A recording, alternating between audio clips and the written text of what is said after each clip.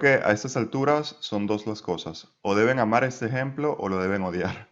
Pero bueno, esta vez vamos a usarlo para aplicar este nuevo concepto con todo lo que ya sabemos de las lecciones anteriores. Entonces, como en la última vez, observando H4, vemos que llega a una zona de oferta importante. Ya deben saber que en una tendencia alcista, las zonas de oferta nos servirán ¿para qué cosa?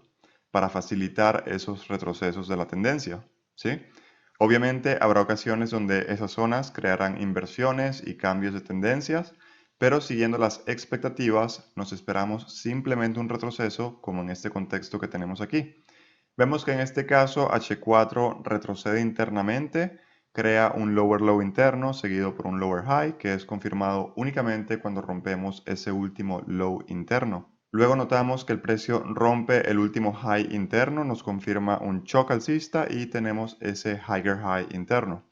Y luego lo que puede pasar aquí, que vemos muchas veces en los gráficos, es que después de ese choque alcista, el precio puede bajar a liquidar el último low interno que había creado, para no solo sacar a las personas que estaban comprando en el último breakout de ese último high interno, sino también para sacar a los que tienen órdenes de sell stop por debajo de ese último low que se había creado.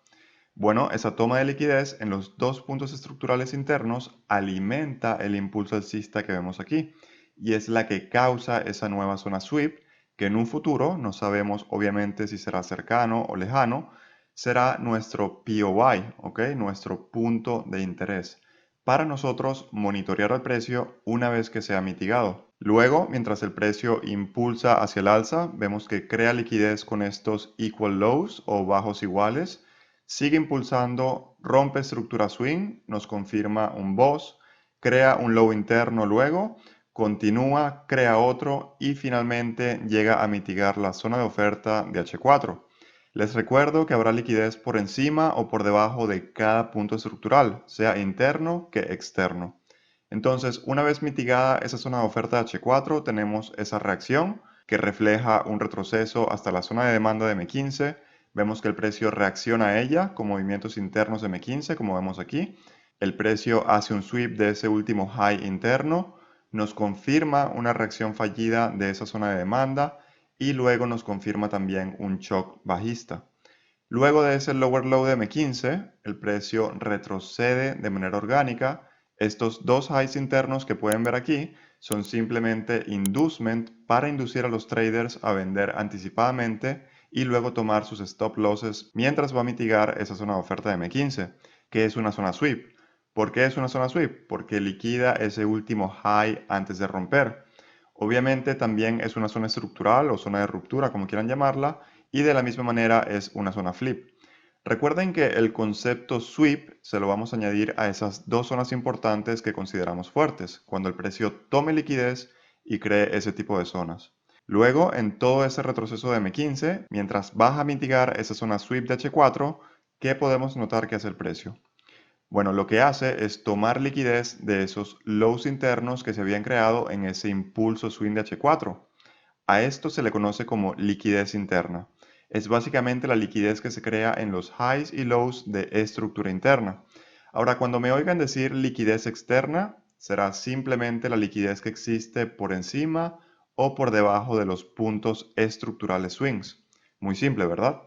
Por ejemplo, cuando el precio llega a esta zona de oferta H4 y empieza a retroceder, habrá muchos stop losses por encima de ese swing high que se irán acumulando a medida que el precio va retrocediendo.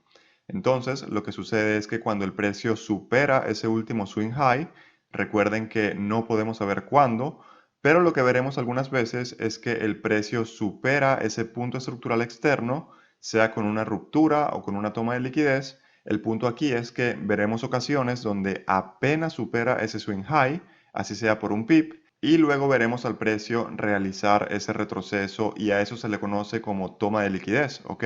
Independientemente que haya sido una ruptura o un sweep, el precio ha tomado la liquidez de ese swing high, a veces lo hace por muchos pips, como a veces puede hacerlo por pocos pips, pero toma esa liquidez para poder alimentar el retroceso de esa tendencia, que en este caso obviamente es alcista. Y se preguntarán por qué les estoy diciendo esto.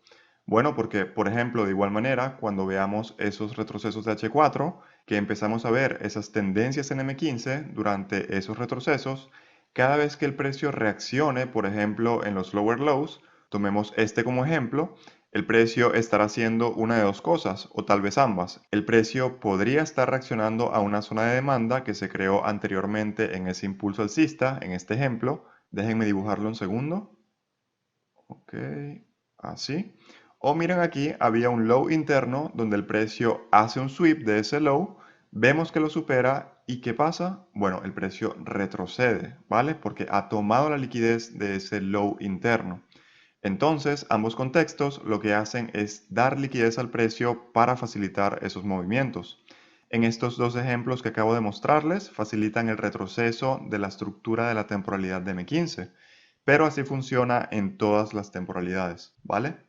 Ahora, una vez que el precio llega a ese POI o zona de interés H4, que ya sabemos que es una zona sweep, también es una zona estructural y flip, por si acaso se lo estaban preguntando, entonces, ¿qué vemos aquí?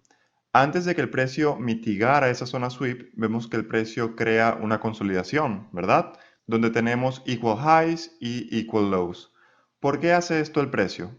Bueno, lo hace para inducir a los traders a tomar posiciones cerradas o quizás tomar posiciones correctas, pero muy anticipadas. Por ejemplo, cualquiera que haya comprado en base a este doble piso, es bastante probable que haya posicionado su stop loss por debajo de esos lows. Obviamente hay quienes lo posicionan más grande, más pequeño, las órdenes van a estar en toda la zona, no sabemos exactamente en dónde, pero en general los stop losses los posicionan por debajo de esos lows. Y por otro lado están los que operan el breakout de esa consolidación a la baja, porque piensan, ok, si el precio rompe ese doble piso hacia la baja, debería continuar bajando. Entonces ponen su sell stop por debajo de ese nivel y esperan a que sea roto.